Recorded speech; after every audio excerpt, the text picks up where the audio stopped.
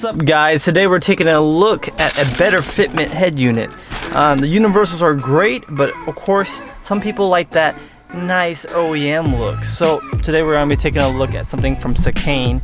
I took it out of the box. It had this really nice bubble wrap, but I wanted to show you guys that depending on your make and model, Sakane is a website that has a lot of head units that can specifically get tailored to Jeep, WRX, Subarus, Toyotas, and so forth. So if you have a Honda or whatever, there's probably a make and model. Like a lot of popular cars have its own trim fitment piece. So what's nice about this is, let me take it out of this bag. So this is a Sakane head unit that I got. And what's really nice about this one is it really matches the contour of my head unit. So up here, so removing all this, I'll be able to utilize such as right here, you can see that it's gonna match the AC trim perfectly. Now this is very important because an OEM look is very desirable, especially when it comes to just fit and finish and things like, hey, like this, people might be able to steal very easily. If someone steals this, definitely it's gonna be, I guess, another Subaru owner, because, or maybe not, because it looks so integrated that they wouldn't even notice because it looks so OEM. Now this head unit does have a little screen protector that's kind of built in right here, so I can take that off. And notice that right here, that even specifically tailored to your cars, like a Toyota, or in this case a Subaru makes, like, their interiors are very similar for WRX, STIs, Imprezas, Foresters, and a couple more like Causheks and stuff like that, where this company right here, Sakane, came with multiple fitments. So they thought ahead of time, and they realized that there is gonna be a certain make and model might vary throughout the year. So notice this cutout, I can change the buttons here and there. So, and taking a look at the back of the unit, it's definitely beefy. It's got that metal chassis. It looks like the GPS, and we have the Wi-Fi signal.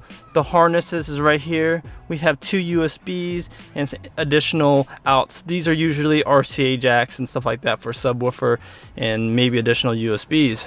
Now moving to the side, I don't see any micro SDs or anything.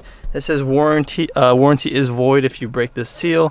The top shows basically, you know, all the information about that.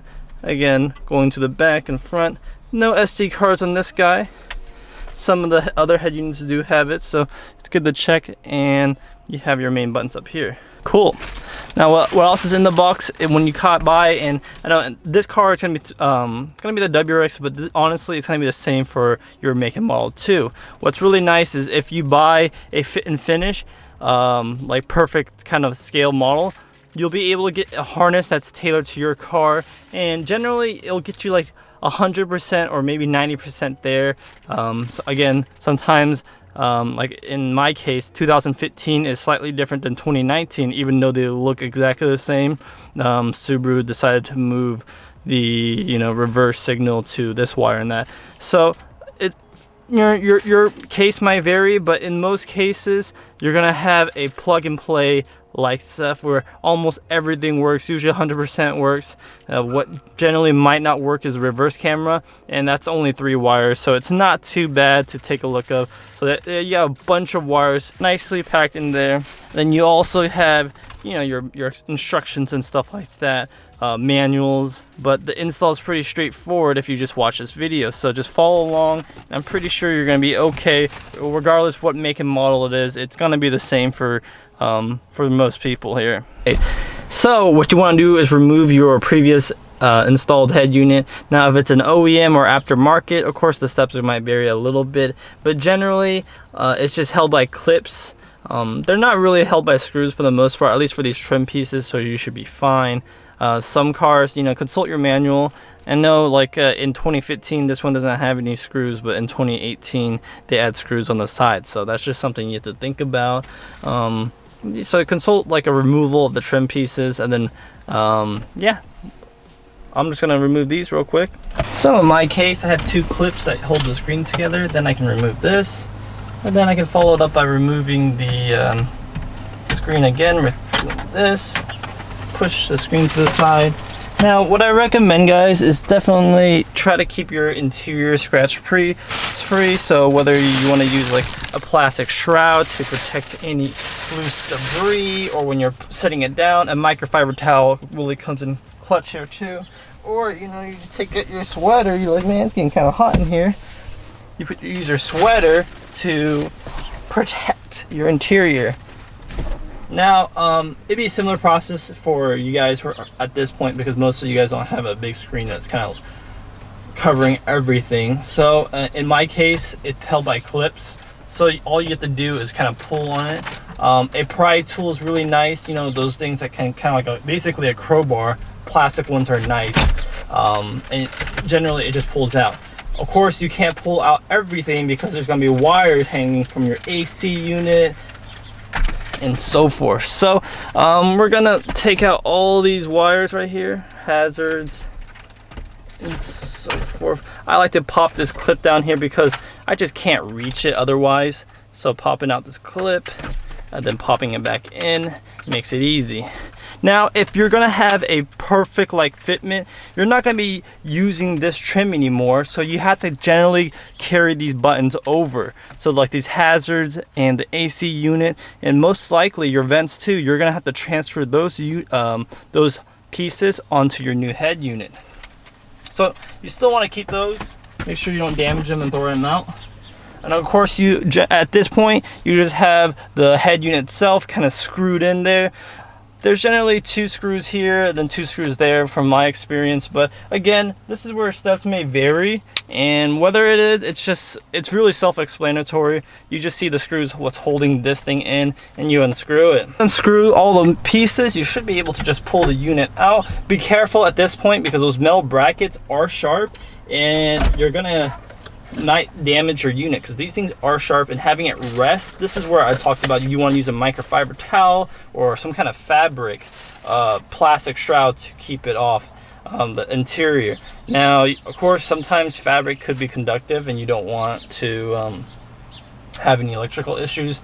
This is where I would disconnect the battery, or maybe disconnect your battery before hand, just to be that extra safe. So I'm just unplugging everything.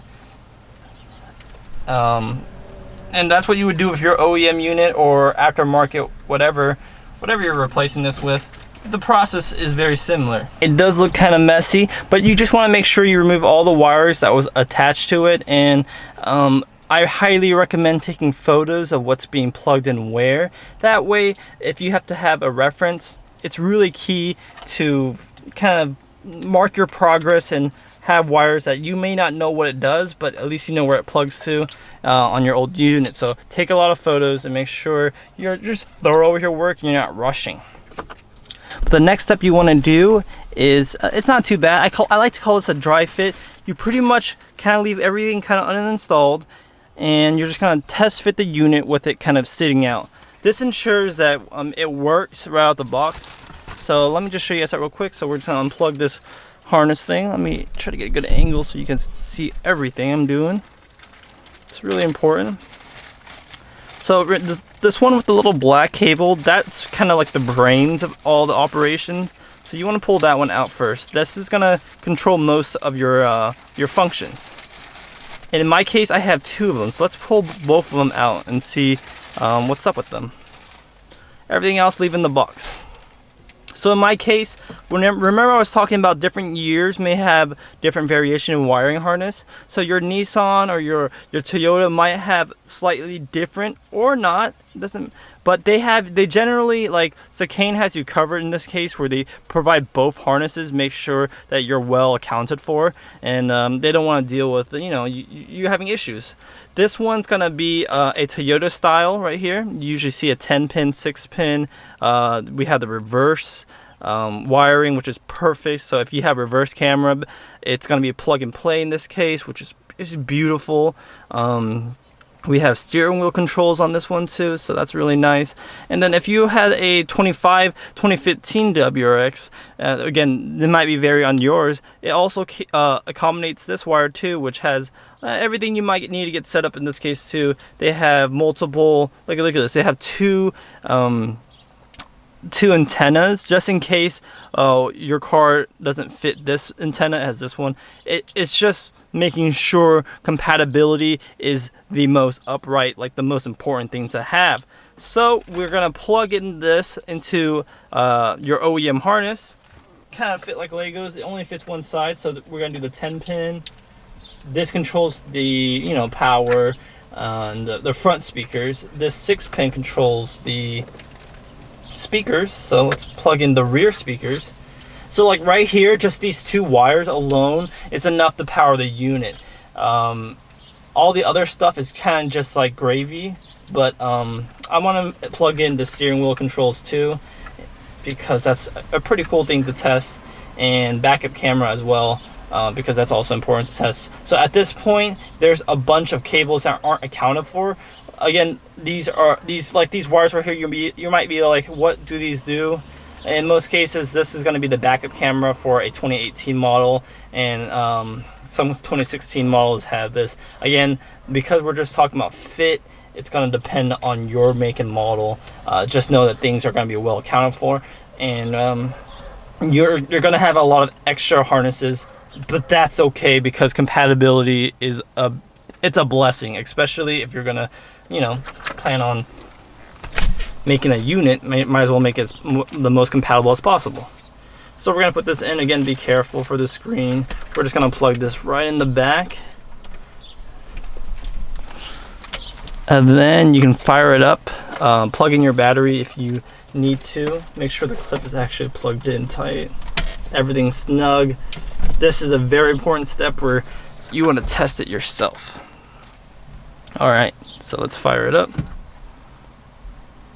So right off the bat, a good sign is I got the dimmer switches on right now. We have Android P, which is, I believe that's 9, because MNOP, so that's Android 9, so that's the latest version. We had the Chicane logo getting kind of hovered, which is also very nice, but you can change this. So if you want to change it to Toyota, Subaru, GM, Chevrolet, you can change that in the settings too. And I'm gonna just check the dimmer switches. I'm gonna turn off the headlights, and you can tell that, boom, there you go, it is off. And then we're gonna turn back the headlights on, and then notice the red LEDs are lit up too, and the screen actually dims a little bit when you turn on the dimmer switch.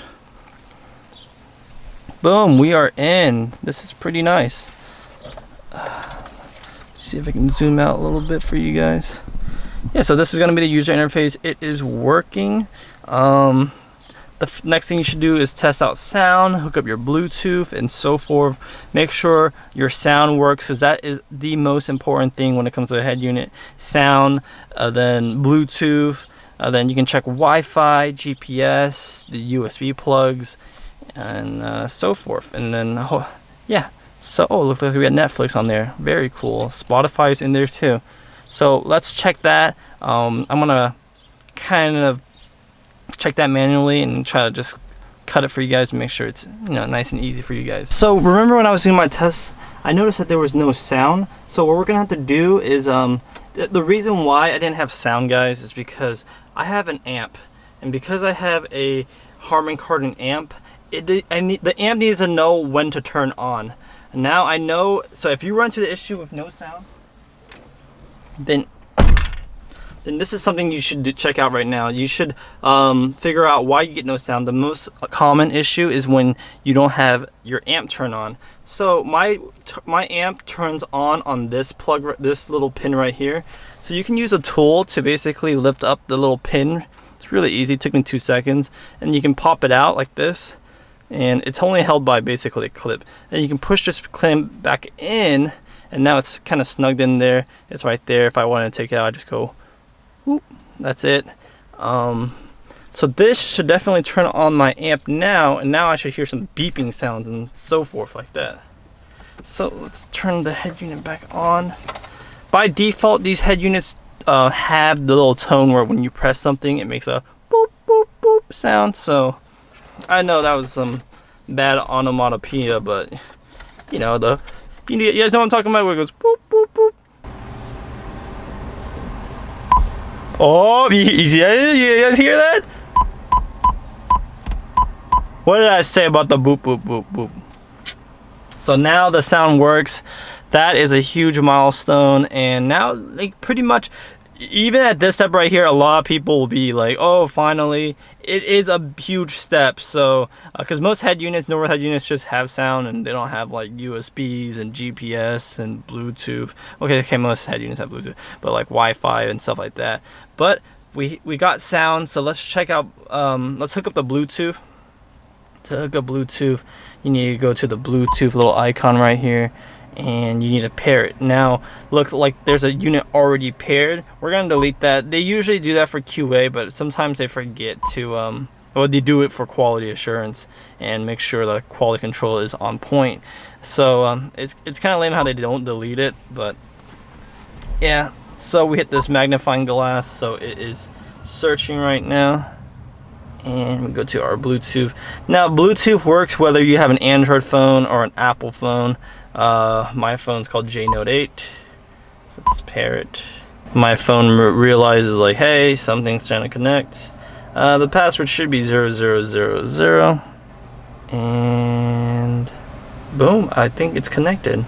So let's check out a song. To go to the song spot, it's gonna be the A2DP. I don't know why it's called that, but that's just what's called. And make sure it works. There you go. So we do have audio working here, and you can try the skip and stuff like that.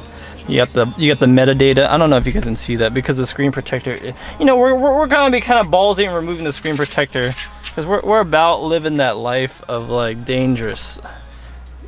Okay, we want the audience to be able to see everything. So the audio is working, the Bluetooth's working.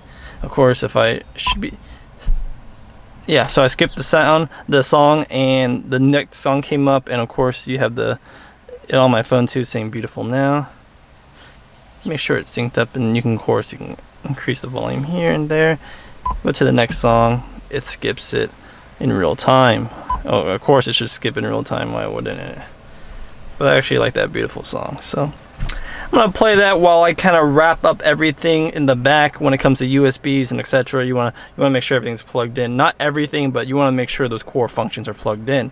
So let's get to it. Like we were discussing before, we're gonna reuse our old pieces and screw it onto our new one. So this is gonna be the climate control. Just gonna put that bad boy right in there, and it's clipped on for the most part. You might have to remove this harness. Again, there's gonna be a lot of times where you have to remove things and plug it in to get the finish just right. So I'm just gonna, it's just held by clips for the most part. And in my case, there's some more additional screws. You can see that there's some fans right here that we also need to incorporate. So I have the fans right here that I'm gonna transfer it over. So for your car, you're gonna have to do the same thing, transfer those pieces over, making it look nice. And oh, just look at that, look at that finish. I'm not even screwed on yet, but just making it look OEM, my friends.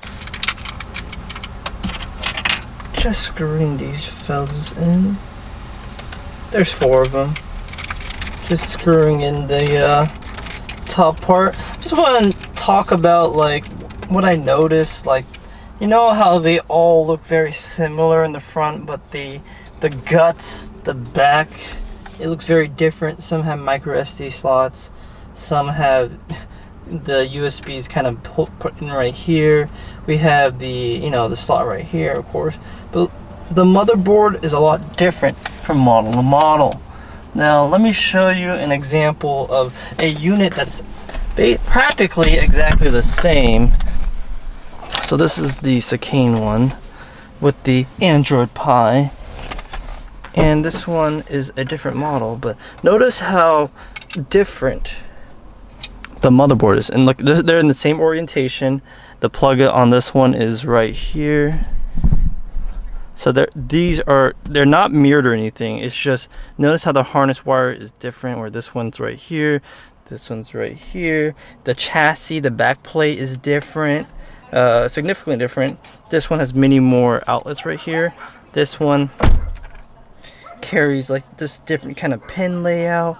It's just vastly different in a lot of ways. So don't think that just because they look the same or they have similar specs, they're the same, because motherboards and stuff like that, it makes a huge difference when it comes to sound quality and interference and stuff like that. So just wanted to point that out right there. With the back is a lot different than other models, and when it comes to internals, the motherboard and stuff like that, it's gonna vary a lot.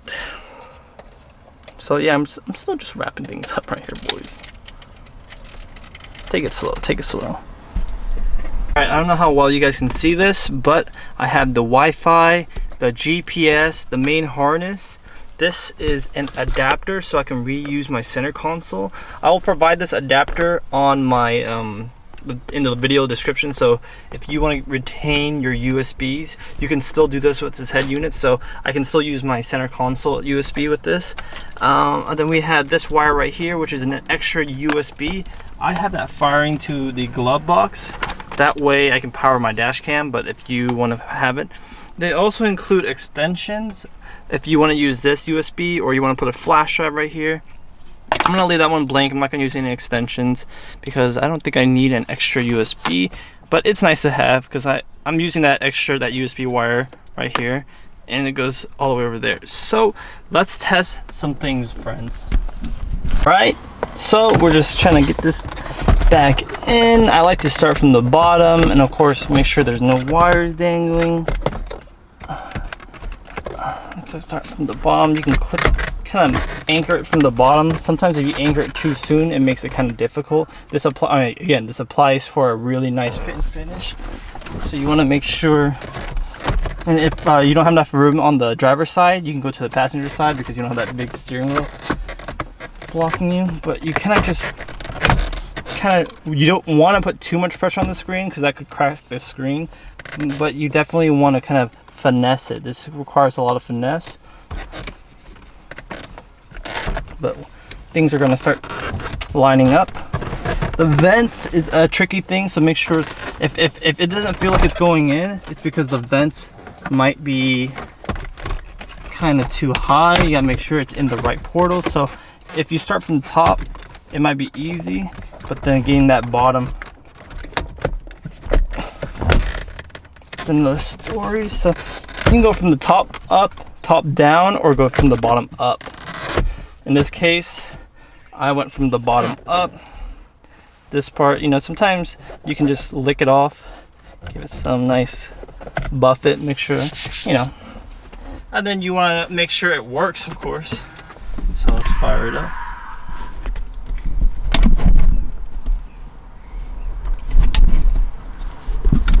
Firing the unit up.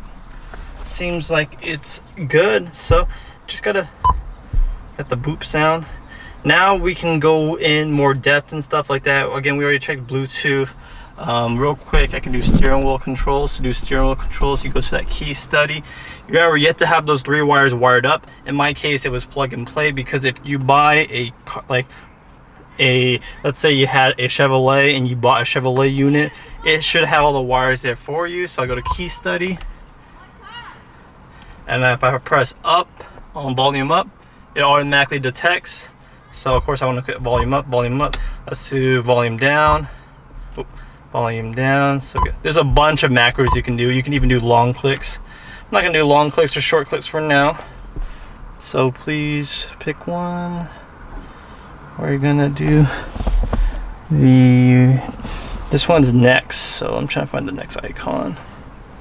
There it is. And skip. Or back.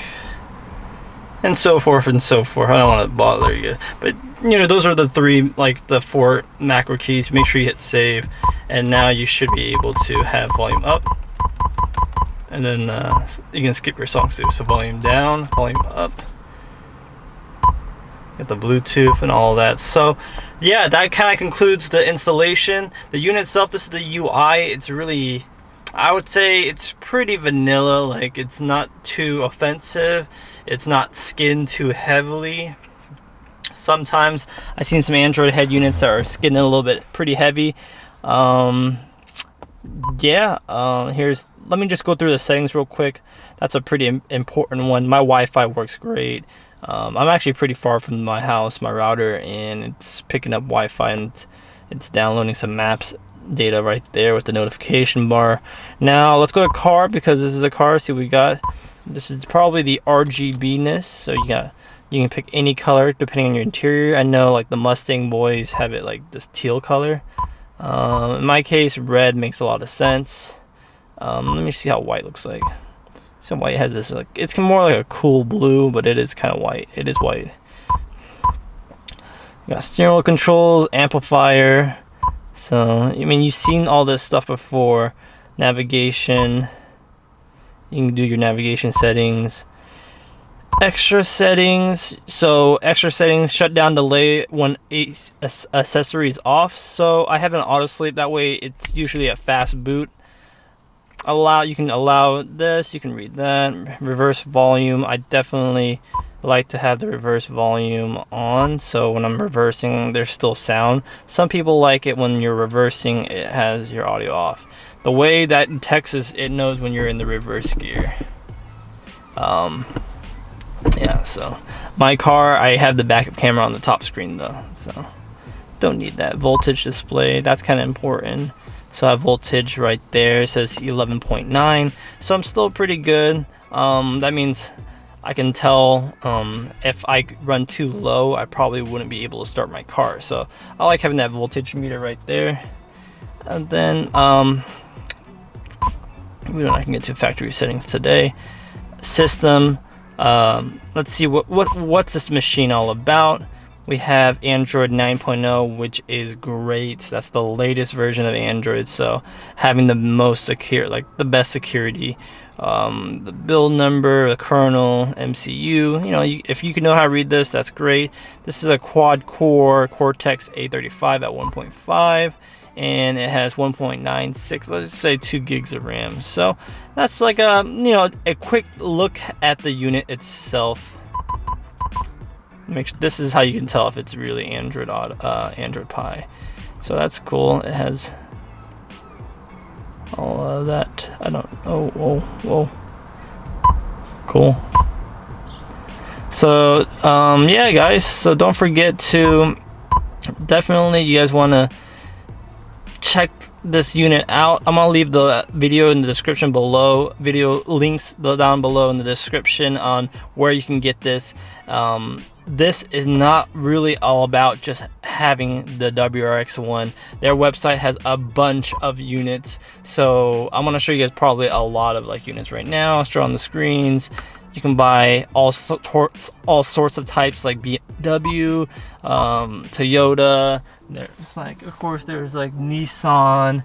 I know there's a lot for the Corolla, the Camrys. You know, the really popular ones, but there's still a lot for the Sentras and stuff like that. So yeah, make sure you guys hit that sub button and that like. That would make me very happy, and I can continue making these videos. I hope this was helpful on how to install you know, like a more fit and finish version in the latest 9.0, which is great. Yeah, thank you guys for watching. Don't forget to sub, like, and comment if you guys have any questions below. That would be amazing. Anyways, see you guys. See ya. Woo.